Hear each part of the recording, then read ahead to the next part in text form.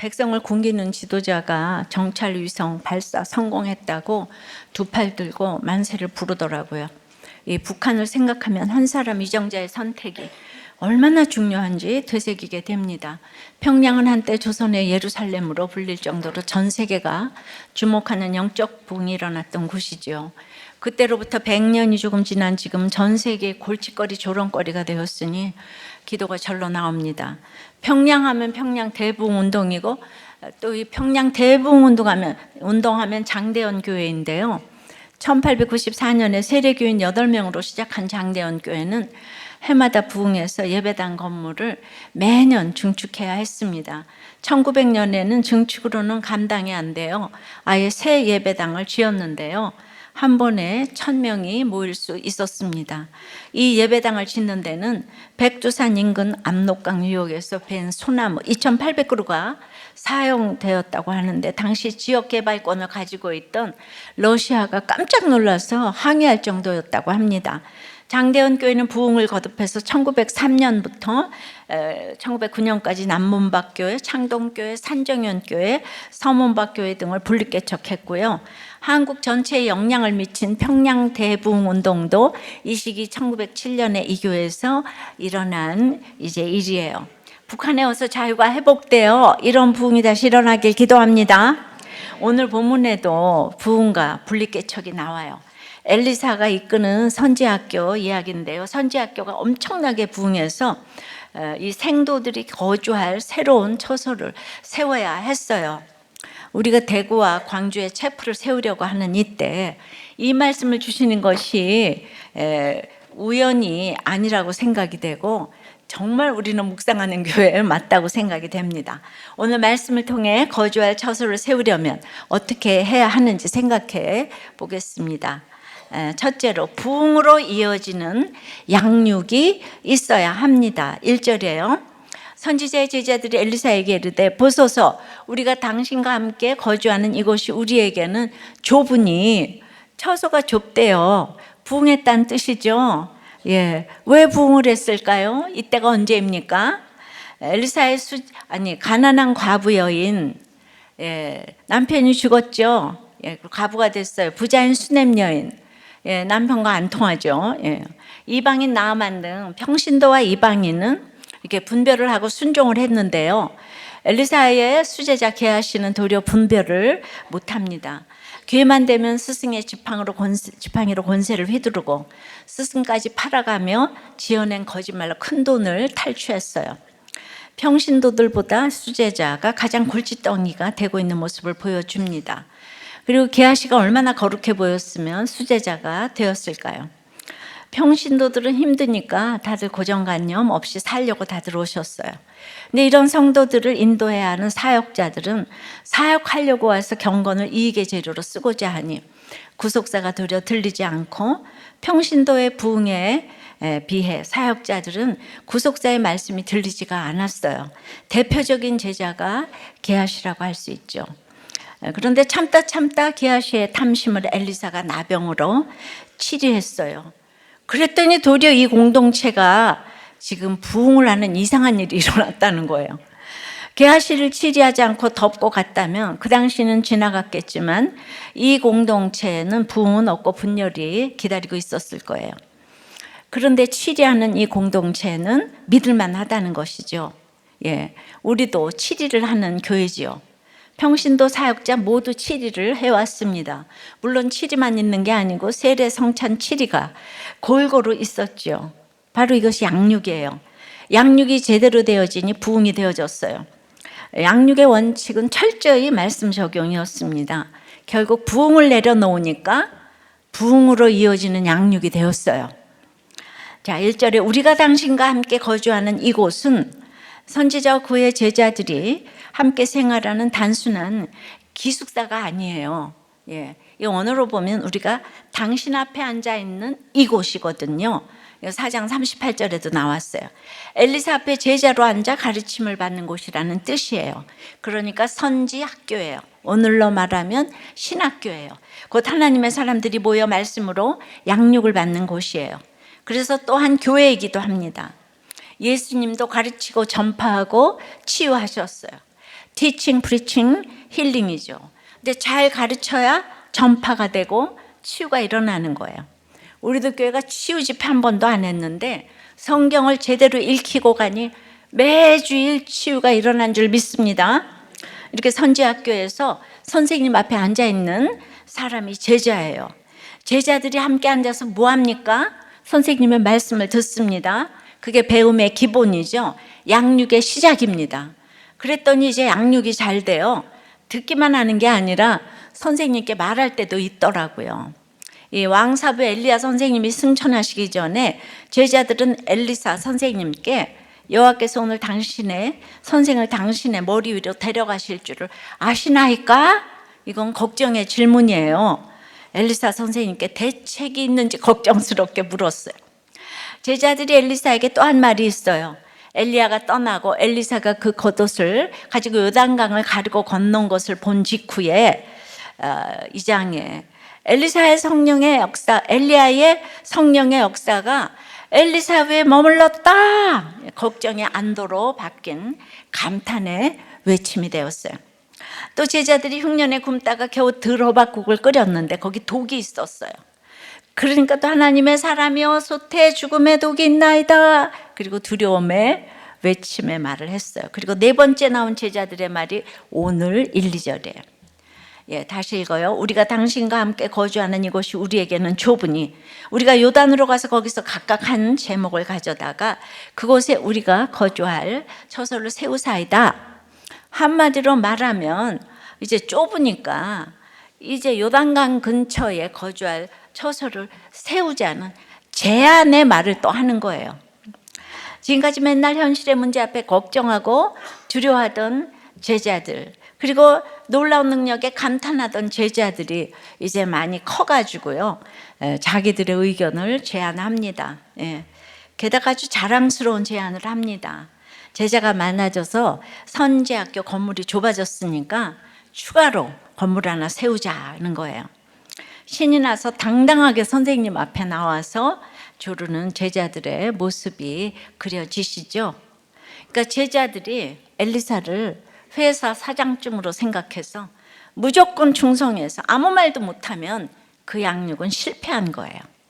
사부님에게 질문하고 나눔하며 감탄하고 두렵다고 외치기도 하고 드디어 제안을 하게 되는 것이 양육이 궤도에 진입한 거예요.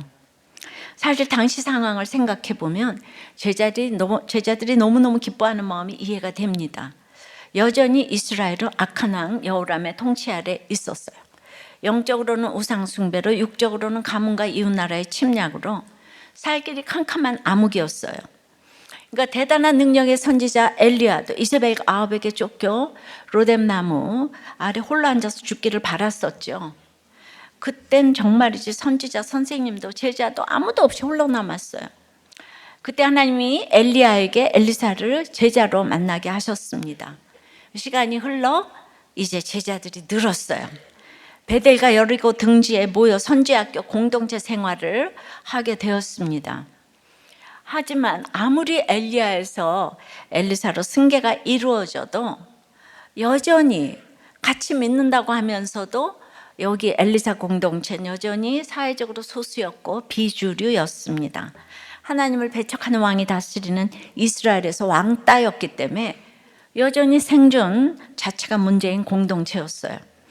그런데 이런 암흑기에도 엘리야는 끝까지 목숨을 걸고 사역했고요. 후계자 엘리사도 스승 못지않게 전국을 누비면서 최선을 다해 사역을 했죠.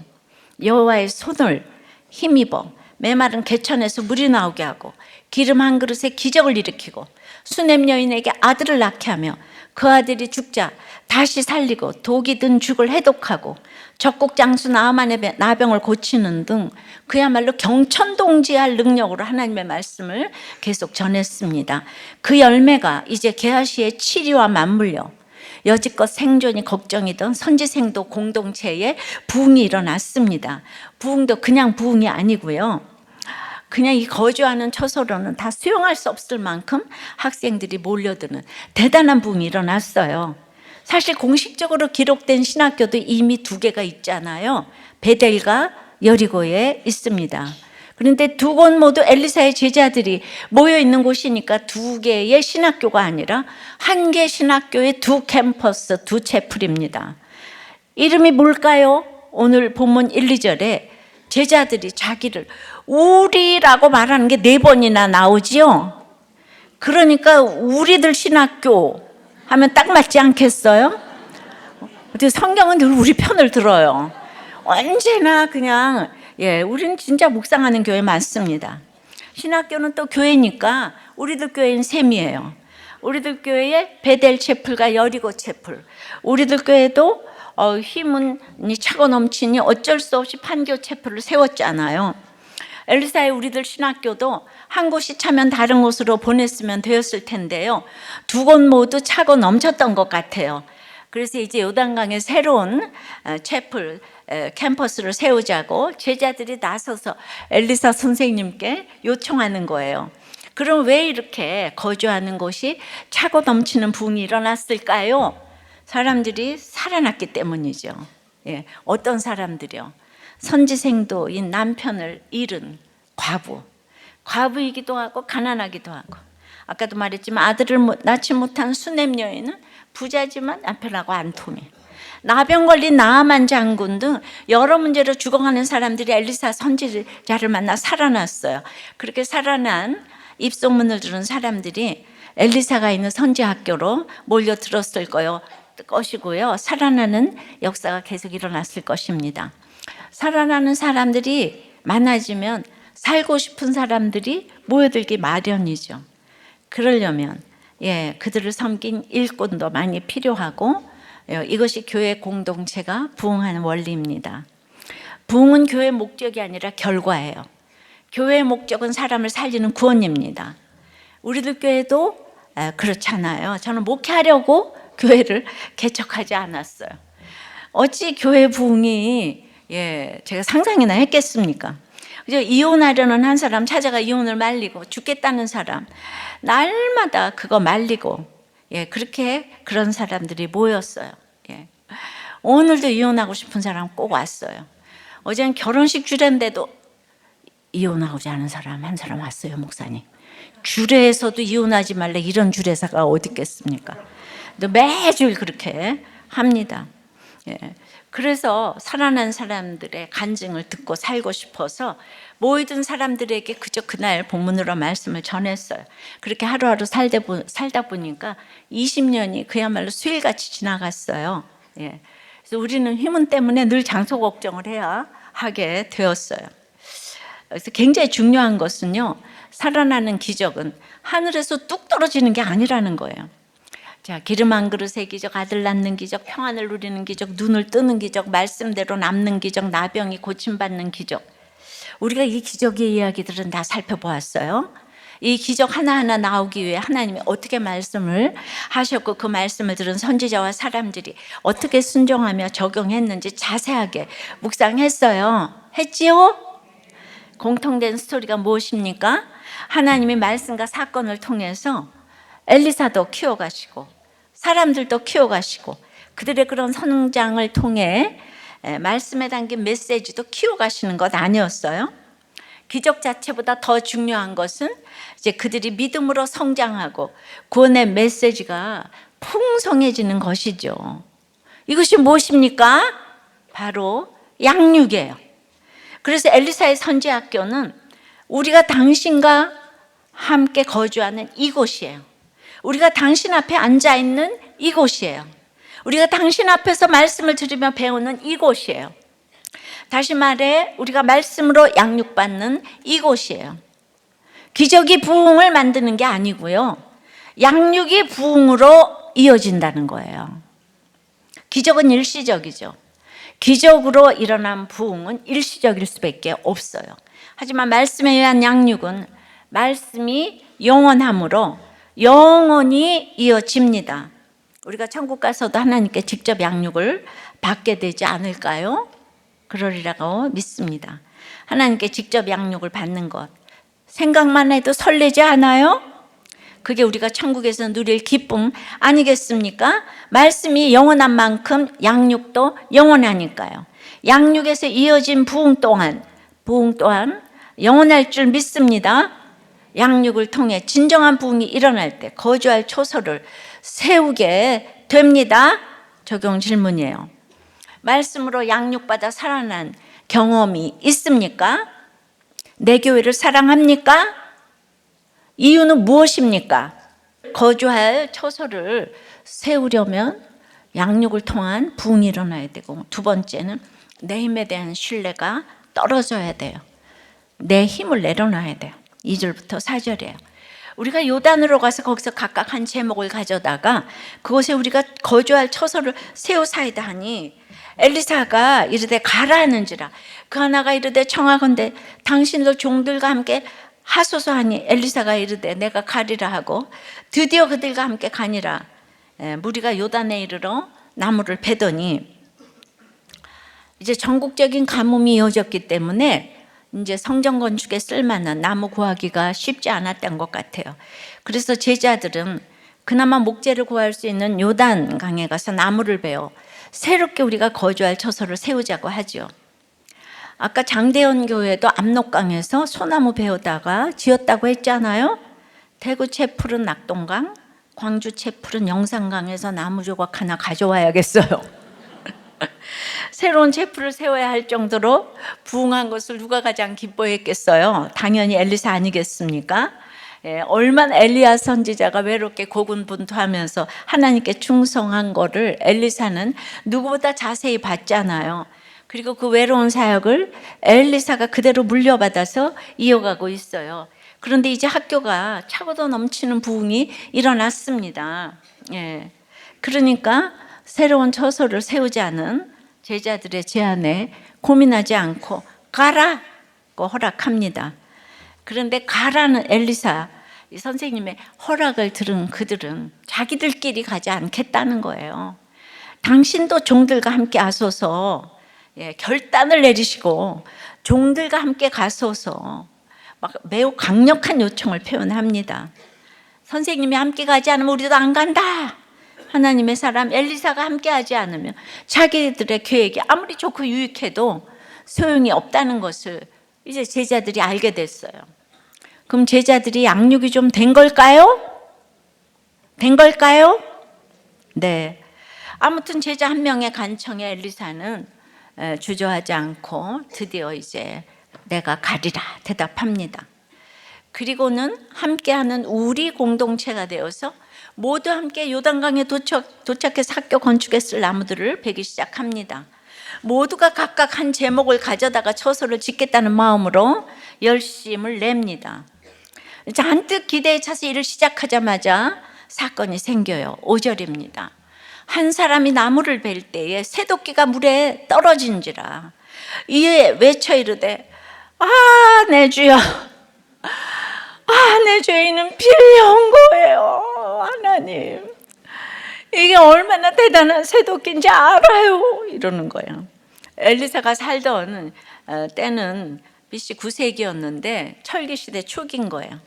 BC 11세기에는 그 이스라엘 왕국에 그 철로 된 무기 가진 사람이 사울하고 그의 아들 요나단밖에 없었다고 그래요. 우리가 블레셋 그 철수레 아시죠? 블레셋이 철기 문화를 이제 많이 선도했는데, 그래가지고 그들은 대장간을 다 통제했다고 그래요.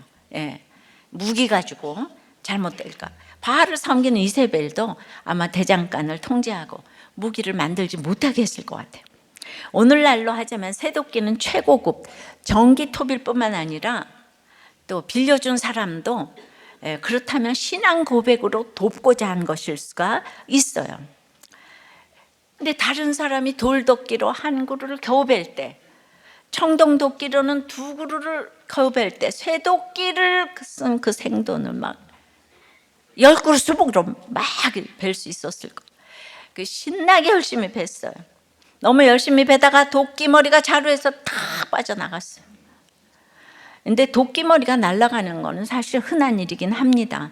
그러니 점검을 확실히 해야 되는데 그냥 너무 열심히 한 나머지 한 사람이 점검을 소홀히 한 거예요. 근데 불행 중 다행인 것은 날아가서 함께 일하던 사람을 맞췄을 수도 있는데 다행히 사람을 피해서 요단강에 떨어진 거예요. 가뭄이었지만 요단강에는 그때 물이 꽤 차 있었던 모양입니다. 들어가서 도끼머리 찾는 게 불가능해졌습니다. 이 사람은 갚을 돈도 없고 빌려준 사람에게도 은혜를 원수로 갚는 꼴이 되었고요. 선지자로서 사명을 접고 이제 어쩔 수 없이 남의 집 노예가 될 처지가 되었어요. 이 선지 생도에게 쇠도끼가 떨어진 사건, 인생이 떨어진 사건이었어. 아, 내 주여. 이런 신음과 탄식이 절로 나오는 아주 위기 상황이에요. 공정의 1단계인 벌목 과정에서부터 가장 중요하고 필요한 도구인 쇠도끼를 떨어뜨렸어요. 잃었어요. 이것만 할 수 있어. 이렇게 내 힘을 신뢰하게 해주는 귀한 도구가 떨어져서 쓸 수 없게 되었어요. 아니, 선지학교 이 촛불 세우는 감격스러운 일을 위해 지금 열심히 나무를 베고 있었잖아요. 손과 팔이 아픈 것도 느끼지 못해요. 너무 신나고 기뻐가지고 도끼질을 열심히 하는데 얼마나 열심히 휘둘렀으면 도끼 머리가 빠졌겠어요. 하나님을 왜 이렇게 기쁨과 감사를 열심히 일하고 있다면 어때야 합니까? 일이 잘 술술 풀리도록 하나님이 도와주셔야 하는 것 아닙니까? 쇠도끼 능력치의 100%, 200%를 발휘해서 작업이 빨리 진행되고 건물이 설계보다 더 크고 튼튼하게 올라가도록 하나님이 책임져 주셔야 하는 것 아니에요? 지금 교회 개척의 명분이 너무 확실한데, 헌신도 대단한데 시작부터 지금 무서운 위기가 왔습니다. 이렇게 가장 의지하던 대상이 떨어지고 내 힘에 대한 신뢰가 떨어지는 일이 생기면 우리는 어떻게 합니까? 내 인생 망했다, 이제 끝이다. 배우자의 신뢰가 떨어지는 사건을 만나면 이혼해야 해 결심하고, 내 인생의 기반이 떨어져 무너져 내리는 사건이 생기면 다 죽어야 한다고 단정하는 것이 모든 인간이 누구에게 배우지 않아도 저절로 선택하게 되는 인생의 결말이에요. 선악 까먹고 맨날 내가 옳고 네가 틀렸기 때문에. 이 모두 깊은 수렁에 빠져서 헤어나지 못하는 인간의 종말을 상징합니다. 다윗은 나는 설 곳이 없는 깊은 수렁에 빠지며 깊은 물에 들어가니 큰 물이 내게 넘치나이다. 시편 69편에 그렇게 고백을 해요. 그러니까 이제 항상 좋은 일에 마가 낀다는 얘기를 하잖아요. 사단이 역사한다. 한 명의 실수가 지금 전체를 좌우합니다. 그러니까 항상 한 사람이 중요한 거예요. 그러나 한 명의 믿음이 전체를 살리기도 합니다. 어떤 경우도 우리는 누구의 실수를 이루지 말고 전체를 살리는 그런 공동체의 사랑이 있어야 해요. 근데 하나님은 왜 이런 사건을 주실까요? 사람의 힘으로 지은 것은 결국 사람의 한계를 벗어나지 못해요. 목회 개척 사람을 의지하고 했다가는 금세 분열이 옵니다. 우리 힘으로는 우리가 안전하게 거주할 처소를 지을 수가 없어요. 우리 힘으로 기껏 짓고 나중에 잃어버리지 않게 하시기 위해서 하나님은 아예 처음부터 우리 힘을 팍 꺾는 거예요. 우리 힘에 대한 신뢰를 완전히 떨어뜨려서 기대도 하지 않게 만드세요. 이것이야말로 우리 생각을 뛰어넘는 하나님의 큰 사랑인 거예요. 우리보다 몇 수 늘 더 앞서 보시면서 우리에게 유익이 되도록 우리를 지키시고 인도해 주시는 사랑입니다. 적용 질문이에요. 내가 돈, 건강, 관계, 재능, 자리 등 쇠도끼처럼 의지하고 있는 사랑과 대상은 누구고 무엇입니까? 그것이 떨어지는 사건이 있었습니까? 그 사건이 사랑으로 느껴집니까? 거주할 처소를 세우려면 세 번째는 사명의 십자가를 내밀어 잡으면 됩니다. 6절에요.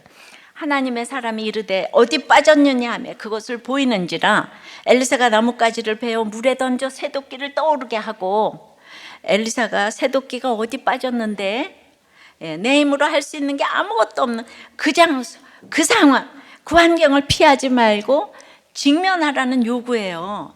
그것을 보이라고 하시는 거예요. 이제 망했다면 환경에서 벗어나고 피하려고 하지 말고 직시하고 받아들이라는 거죠. 그러니까 목장에서 내놔야지 알지, 그죠? 그걸 보이라는 거예요.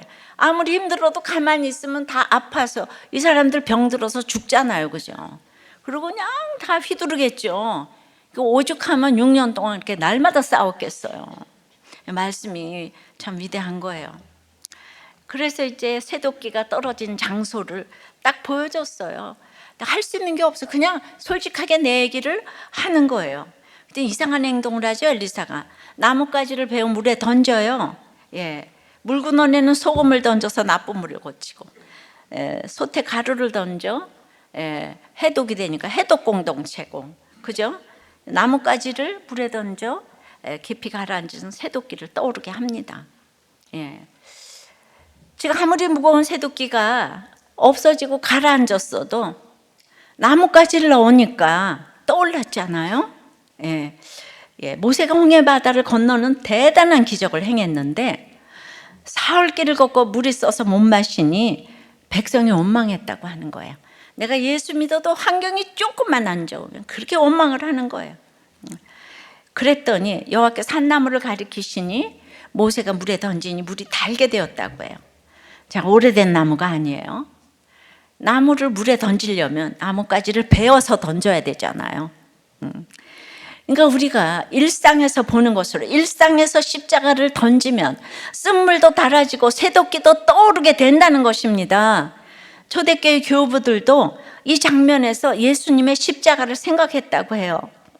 저는 병원에서 문박 출입을 못할 때 날마다 나는 나가지도 못하고 돈도 안 주고 안 되고만 부르짖다가 제가 이 출애굽기 본문을 묵상하면서 그러면 내 주에 나뭇가지를 넣는 게 무엇일까 생각하다가 그렇게 아니 우리 병원에서 전도를 하면 되지, 그 생각이 안 떠올랐어요. 그래서 산모들에게 들어가서 열심히 전도를 했어요. 그 당시 산모들은 딸만 나면 슬퍼서 아이고 곡성을 내요. 그 병실에 들어가면 산모가 밥도 안 먹는 거예요. 그래서 그때 제가 들어가서 위로하고 내가 딸 부잣집 막내 딸이다 하면서 간증과 전도를 하는 거죠. 여러분 학교도 잘 가고 피아노도 잘 치고 소위 성공했을 때는 제가 지옥을 살다가 병원에서 전도하고 양육하니까 천국을 살더라고요. 사명 감당하는 것이 얼마나 결혼을 지키는 비결인지 아세요? 내 만족 때문이 아니고 이 결혼을 지키는 것이 내 자신의 죄를 직면하는 비결이 되더라고요. 결혼을 지켜야 되니까 사명을 감당하는 거예요. 내 자식 때문에 힘들어서 남의 자식 가르치면 하나님은 내 자식 꼭 천국에 가게 할 줄 믿어요. 그게 이 원리입니다. 자, 그러니까 7절에 이르되 너는 그것을 집으라 하니 그 사람이 손을 내밀어 그것을 집으니라. 새도끼가 떠올랐으니까 집어야 되잖아요. 집으라, 집으니라. 물에 뜬 쇳덩어리를 보고 그 선지생도 이게 꿈이야 생시야 그렇게 넋이 나갔을 그에게 너는 그걸 집으라, 들어 올리라. 죄와 사망에 매인 옛사람은 떨어뜨려 버리고 주님이 살려주시니 새 사람을 들어 올려야 되는 거예요. 나에 대한 신뢰가 떨어졌으니 이제 그거 생각하며 아쉬워하지 말고 나를 살리신 주님의 십자가를 높이 들어 올리라는 거예요. 내게 맡기신 사명의 십자가를 들어 올리라는 것이죠. 내 몫에 태인 십자가를 지라는 거예요. 지라 그랬더니 지분이라는 잡았다 뽑았다 가졌다 이런 뜻이에요. 집으라 하니까 집었어요. 무슨 뜻입니까? 도저히 들어 올릴 수 없을 것 같은 사명의 십자가를 맡기실 때 나 못해요, 들어 올릴 수 없어요, 주저앉지 말고 그저 손을 내밀어 잡기만 하라는 뜻이에요. 들어 올릴 힘은 없어도 손은 내밀 수가 있잖아요. 손 내밀어 잡을 수는 있잖아요. 뭘 하려는 게 아니에요. 내가 열심히 하다가 떨어뜨린 거, 내가 내 힘 믿고 덤비다가 실패한 거, 교만하게 나대다가 넘어진 거, 그런 것들이 내 눈앞에 다시 떠오르면은 우리는 상처 이러면서 다 도망가고 싶잖아요. 그런데 도망가려는 것은 여전히 내 힘이 남아있다는 거예요. 내가 의지하던 새도끼가 완전히 떨어졌으면 도망갈 엄두도 내지 못하는 게 맞아요. 예. 이 사람이 어디로 도망가겠어요? 근데 우린 그렇게 이혼으로 어디 해외로 뭐 멀리 이 환경으로 자꾸 피하고 싶어 하는데 이제 그러면 안 되는 거예요. 예. 피하고 싶은 사명 다시 보여주시면서 집으로 들어 올리라고 말씀하실 때 믿음으로 손을 내밀어 잡기만 하면 되는 것입니다. 사명의 십자가를 손 내밀어 잡는 게 무엇입니까? 순종입니다. 사명을 맡기실 때 거부하지 말고 순종하며 받는 것이 손 내밀어 잡는 거예요. 연말 연시에 여러분들에게 또 사명이 가고 직분이 갈 때, 예. 그러면 하나님이 하나님의 능력으로 높이 들어 올려 주실 줄을 믿습니다. 이렇게 날마다 그 거주하실 처소가 되려면은 우리들 교회의 정체성은 늘 가정이잖아요. 어떤 설교를 해도 교회가 부흥돼야 된다 이게 아니고 오늘 가정에 대한 설교를 한 줄도 안 한 적이 없어요. 한 줄도 안 한 적이 없어요. 근데 교회가 붐이 됐잖아요. 이렇게 우리들 교회는 시작부터 교회 자체의 생존이나 부흥이 목적이 아니었고 오직 말씀 묵상과 가정중수 운동으로 한 사람 한 가정 살리는 게 목적이었어요. 우리들 교회 프로그램 아무것도 없어요. 그런데 하나님이 시대적 뜻이 있으셔서 큰 부흥을 주셨습니다. 분리개척을 해도 정말 너무나 하고도 넘칠 부흥이었어요. 하지만 말씀 묵상이 행여 오해와 방해를 받을까 봐 지금까지 20년 동안 지교회 또 세우거나 분리개척을 하지 않았습니다. 그러나 우리들 교회 부흥을 위한 부흥회나 행사는 하지 않았어요. 오직 큐티 무브먼트가 널리 전해져 그 한 사람 살리는 물결로 이어지기를 바라며 한국교회 목회자들을 섬겼죠. 여러분의 헌신과 섬김으로 띵크 목회 세미나를 10년 동안 열었는데요. 그러니까 교인 부흥회는 한 적이 없고 목회자 부흥회를 1년에 2번씩 이 엄청난 섬김이에요. 매번 섬길 때마다 말씀이 들려 반응하는 그 한 목회자 한 교회가 나오기를 기도하면서 아낌없이 나눠주고 여러분의 헌신으로 지금까지 오고 있어요. 이제 곳곳에서 열매가 나오기 시작했습니다. 말씀 묵상 운동의 동력자가 되신 여러 목사님들을 우리가 강단에서도 지금 계속 보고 있지요. 다음 세대에 이제 대안이 될 줄 믿어요. 하지만 이렇게만 하기에는 너무 더디네요.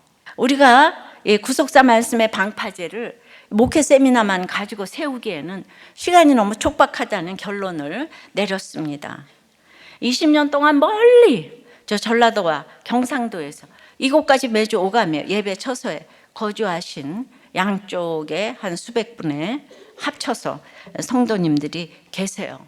이 희문이 교회 건물이 좋아서 오셨겠어요? 다 여기 모이신 분들과 마찬가지로 살고자 오셨어요. 비투성이라도 살라고 오셨어요.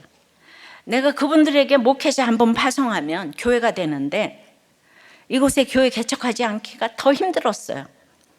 그러나 처음부터 개척했다면 그냥 우리들 교회 부흥으로 끝났을 거예요. 20년을 기다렸어요. 이제 우리가 이분들에게 나뭇가지를 던져 떨어진 것이 다시 떠오르게 할 때가 되었다고 생각합니다.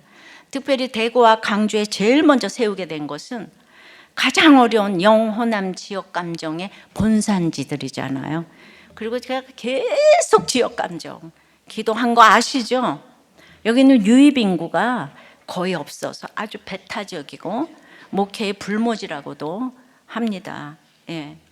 그러나 QTM이 같이 가서 그곳에 목장이 세워지고 영호남의 양육 훈련을 담당하기를 소원하는 마음이 있습니다. 또한 분리개척도 병행할 예정인데요. 구속사의 말씀 묵상 가정중수 운동이 들풀처럼 일어나야 되겠습니다. 오늘 주님이 말씀하세요. 말씀 묵상과 가정중수의 사명을 잡으라고 말씀하세요. 너무나 무거운 십자가죠. 세태를 볼 때는 불가능해 보이는 사명이에요.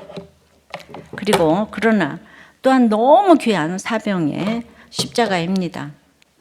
저와 여러분을 살린 십자가예요. 이 십자가를 오늘 손을 내밀어 잡으라고 하세요. 이 마음으로, 이 순종의 믿음으로 대구와 광주를 향해 손을 내밉시다. 지금까지 구원 때문에 고민하고 주저하고 망설였던 개척을 손을 내밀어 잡았어요. 이 작은 순종을 통해 주님이 일하실 줄 믿습니다. 우린 연약하지만 만물을 붙드시는 능력의 주님이 우리에게 맡기신 십자가 지는 사명을 높이 들어 올리셔서 한 영혼 한 가정 구원하시는 기적을 대구와 강주에서도 이어가실 줄 믿습니다. 적용 질문이에요. 주님이 내게 지불하고 명령하시는 사명의 십자가는 무엇입니까? 그것을 외면하고 있습니까? 피하고 있습니까? 손을 내밀어 잡고 있습니까? 네, 너무 사실은 제가 신중하다 못해 이제 굼뜬 거죠. 그런데 오늘 보니까 그동안 기다리기 너무 잘했어요. 오늘 말씀이잖아요. 딱 보면 말씀으로 인쳐주는 게 딱 있는 거예요. 그러니까 이 일은 누구 때문도 아니고 우리가 뭐 하려고 여기 해서 이렇게 생돈으로 우리의 재정으로 거기다 그렇게 그걸 이제 교회를 건축하겠습니까? 이거는 정말 우리가 지금 이혼율이 많고 다 죽고 이거에 정말 안타까움이 있는 거예요. 지역 감정 때문에, 진영 논리 때문에 나라가 지금 이제 망할 지경이에요. 진짜 우리 말씀 묵상하는 우리들은 그게 아니라고 좀 외칠 수 있는 이 각 채플이 되기를 바랍니다. 그런 운동이 일어나야 돼요. 말씀 맺어요. 거주할 처소를 세우려면 첫째 부흥으로 이어지는 양육이 있어야 돼요. 양육이 있으니까 우리가 이렇게 다 가정을 살리는 거예요. 말씀을 열심히 읽혔더니 그냥 부흥이 됐어요. 치유가 있었어요. 그러려면 내 힘에 대한 신뢰가 떨어져야 합니다.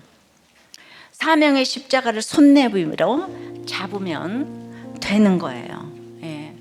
진짜 교회를 교회되게, 예배를 예배되게, 이런 소원이 우리에게 일어나야 될 줄 믿습니다. 아버지 하나님, 주님이 거하실 처소가 되기 위하여서 엘리사가 이제 게하시를 치리했는데 주님이 교회가 다 제일 잘 되고 거하실 처소가 되기 위해서는 이제 저 한 사람이 바로 서 있는 게 가장 중요하지 않겠습니까? 저 한 사람이 서 있어 모든 것이 제대로 가는데 저는 저의 이제 게하시 이것을 잘 못 보고 이제 남들의 게하시만 이렇게 잘 보고 있어요. 그래서 항상 불쌍히 여겨주시기를 기도합니다. 그러나 이렇게 내가 온전해서 간다면 할 수 있는 게 또 없어서 게하시를 치리한 이 공동체가 부흥을 했습니다. 주님, 우리 집이고 어디고 이 모든 것들을 골문 것을 그대로 가면 더 큰 분열이 온다는 것을 알고 그때그때마다 고름을 짜내고 가는 저희들 되었으면 좋겠어요. 오늘 이렇게 게하시를 치리하니 거할 장소가 없도록 부흥을 이제 시켜주셨습니다. 그러므로 우리가 부흥을 위해서 기도한 적이 한 번도 없는데 날마다 자기 자신의 정말 그 죄를 직면하며 날마다 왔더니 부흥은 부수적인 산물로 이렇게 주셨습니다. 그러나 우리는 여전히 내가 이렇게 개척하고 내가 이렇게 열심히 일하는데 어찌하여 새도끼가 빠지냐고 망연자실해서 날마다 주여 어쩌라고 이런 일이 왔냐고 하는 우리들 불쌍히 여겨 주시옵소서. 이 구속사를 해석하면 해결이 될 텐데 어떤 일도 주님이 보시면 해결이 되는 줄 믿습니다. 그 주님이 보시는 것을 믿음으로 받아들이게 도와 주시옵소서. 이렇게 이제 오랫동안 이제 정말 내가 딴 것이 아니고 이렇게 일상생활에서 내 삶에 이 나뭇가지를 베어서 십자가를 길러 놓을 때 안 믿는 사람이 죽었다가 깨어나도 못할 이 적용을 일상생활에서 할 때 새도끼가 떠오르게 될 줄 믿습니다. 오랫동안 이렇게 물어보고 기도하고 기다리던 이 대구와 광주 채플이 전도와 양육으로 사람을 살리고자 시작이 됩니다. 주여, 모든 사람들이 불모지라고 하는 이곳에 많은 가정이 중수되고 양육이 되어지는 묵상운동에 본체가 되게 하여 주시옵소서.